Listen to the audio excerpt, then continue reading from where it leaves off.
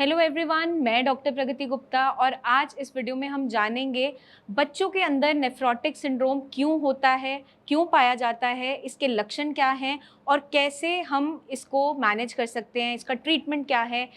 Nephrotic syndrome की initiation होती है, मतलब शुरुआती तौर पे देखने को मिलता है वो है कंजेनाइटल नेफ्रोटिक सिंड्रोम। मतलब बच्चा जब से पैदा हुआ और 3 मंथ्स की एज तक उसके बीच में अगर उसकी किडनी पे कोई इम्पैक्ट आया या सिंस जब उसकी ग्रोथ हो रही थी माँ के पेट के अंदर उस समय किडनी वीक रह गई या कोई इन्फेक्शन माँ ने ऐसा कैच किया जो बच्चे तक पहुँच गया, उसकी वजह से किडनी पे इम्पैक्ट आया, तो इसे हम कहते हैं कंजेनाइटल नेफ्रोटिक सिंड्रोम। ये आपका since birth till the age of 3 months, जब तक बच्चा 3 महीने का होता है तब तक रहता है। सेकेंड जो हम इसका टाइप मानते हैं वो है इन्फेंटाइल नेफ्रोटिक सिंड्रोम। ये आपका देखने को मिलता है लगभग 3 महीने से 12 महीने तक की उम्र के बच्चों के अंदर, तभी ये बीमारी इनिशिएट हो जाती है।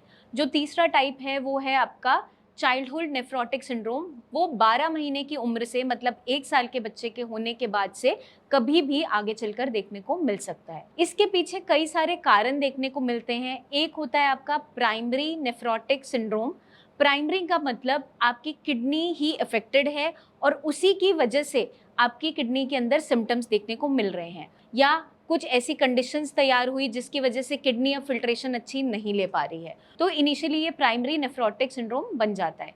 जो सेकेंडरी नेफ्रोटिक सिंड्रोम है उसके अंदर क्या देखा जाता है, कुछ ऐसी मेडिसिन के इम्पैक्ट से, कुछ ऐसे इन्फेक्शंस के इम्पैक्ट से आपकी किडनीज पे नुकसान पहुंचना स्टार्ट होता है, या किसी और ऑर्गन का कोई इन्फेक्शन था वो किडनी को इम्पैक्ट कर रहा है। पेन किलर्स हैं, जो दर्द के लिए हम दवाइयाँ खाते हैं, non steroidal anti inflammatory drugs होते हैं, उसका भी रोल माना जाता है। साथ के साथ कोई ऐसे इन्फेक्शंस जैसे आपका हेपेटाइटिस बी हो गया, सी हो गया, आपका कुछ ऐसी कंडीशंस बॉडी के अंदर तैयार हुई जैसे कि ल्यूकीमिया मतलब ब्लड कैंसर। तो बहुत सारे कारण हैं जिसकी वजह से आपकी किडनीज पे इम्पैक्ट देखने को मिल सकता है।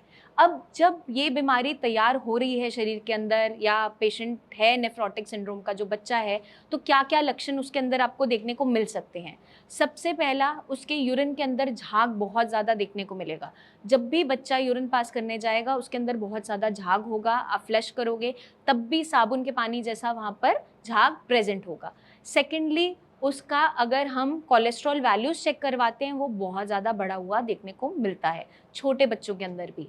थर्डली, उसकी बॉडी के अंदर स्वेलिंग बहुत प्रोफ्यूज मिलेगी, उसकी बॉडी में इतनी सूजन मिलेगी, पेट बाहर की तरफ बहुत ज़्यादा प्रोट्रूड कर जाता है क्योंकि पेट में पानी भरना स्टार्ट हो जाता है।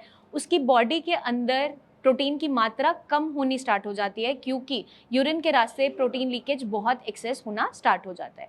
तो ये सारे लक्षण बच्चों के अंदर देखने को मिल जाते हैं।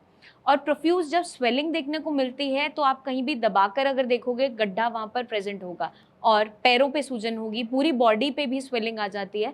तो कई सारे एरियाज हैं जहाँ पर सूजन देखने को मिल सकती है। अब अगर ये कंडीशन बच्चे के अंदर देखने को मिल रही है तो कैसे आप इसको मैनेज करोगे। सबसे पहले हमें क्या करना है, उसकी डाइट में से नमक को लिमिट करना है। जितनी भी फूड आइटम्स आपकी हाई इन सोडियम है, मतलब जिनके अंदर एक्स्ट्रा नमक जा रहा है, चाहे बच्चे चिप्स खा रहे हैं, पैक्ड फूड खा रहे हैं, प्रोसेस्ड फूड खा रहे हैं, सब कुछ आपको बंद करना है। अचार, चटनी, पापड़ कुछ भी उसको नहीं देना है। पानी की मात्रा बॉडी में बहुत ज़्यादा बढ़ गई है, फ्लूइड बहुत ज़्यादा बढ़ गया है, तो बच्चों को डायूरेटिक्स भी देने पड़ते हैं। वो डॉक्टर की हेल्प से आप उन्हें मेडिसिन स्टार्ट करवा सकते हैं।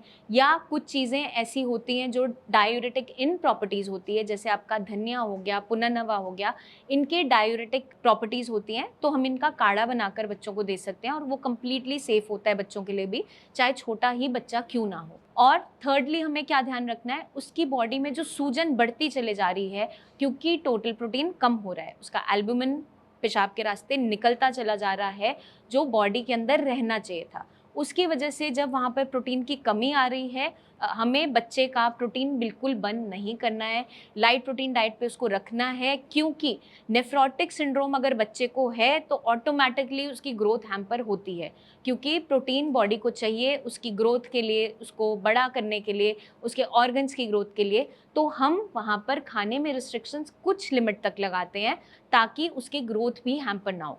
ऑलरेडी उसकी किडनीज वीक हैं और बहुत सारे वो सिम्टम्स, कॉम्प्लिकेशंस फेस कर रहा है, तो हम नहीं चाहते बच्चे की ग्रोथ हैम्पर हो। कंडीशन में हम लाइट प्रोटीन डाइट जैसे कि मूंग मसूर मोट की दालें हो गई, वो हम पेशेंट को, बच्चों को अलाउ करते हैं ताकि उनकी बॉडी में जो प्रोटीन की कमी हो रही है वो पूरी होती चले जाए। तो इसे नज़रअंदाज ना करें, डॉक्टर से ज़रूर मिलें, एक यूरिन रूटीन जांच ज़रूर करवाएं ताकि हम जान सकें कि पेशाब में कोई प्रोटीन लीकेज तो नहीं हो रहा है, और एज सून एज पॉसिबल बच्चे को डॉक्टर को दिखाएं। छोटी एज में पता चल जाती है बीमारी, पकड़ में आ जाती है, तो आगे आने वाली कॉम्प्लिकेशन से आपका बच्चा शुरुआती तौर पे ही बचता चला जाता है, क्योंकि जैसे जैसे वो बड़ा होगा उसकी कॉम्प्लिकेशंस और ज़्यादा बढ़ती चले जाती हैं और बच्चे तक डायलिसिस तक पहुंच जाते हैं। तो हम चाहते हैं कि शुरुआती तौर पे ये बीमारी रुक जाए, बढ़े ना, प्रोग्रेशन स्लो डाउन हो जाए। तो इसके लिए आपको ध्यान देना होगा और डॉक्टर से संपर्क ज़रूर करना होगा। मैं उम्मीद करती हूँ कि आप समझ गए होंगे कि बीमारी कितनी गंभीर है और कैसे हम इसे मैनेज कर सकते हैं। आपके माइंड में कोई भी डाउट्स हैं, क्वेश्चंस हैं या कोई रिपोर्ट्स आप शेयर करना चाहते हैं तो नीचे दिए हुए नंबर्स पर टीम ऑफ डॉक्टर्स से आप बिल्कुल शेयर कर सकते हैं रिपोर्ट्स, उनसे गाइडेंस ले सकते हैं, क्योंकि जो अर्ली एज में बच्चा सफ़र कर रहा होता है, आगे चलकर कॉम्प्लिकेशंस तक ना पहुँचे, वो उसी स्टेप पे हमें ध्यान देना ज़रूरी होता चला जाता है। तो उस पे आज ही आपको एक्शन लेना है और निगलेक्ट नहीं होने देना है, और सही गाइडेंस सही समय पर अगर मिल जाती है तो आप आगे आने वाली परेशानियों से एज सून एज पॉसिबल बचते चले जाते हैं। अपना खास ध्यान रखिए। Take care.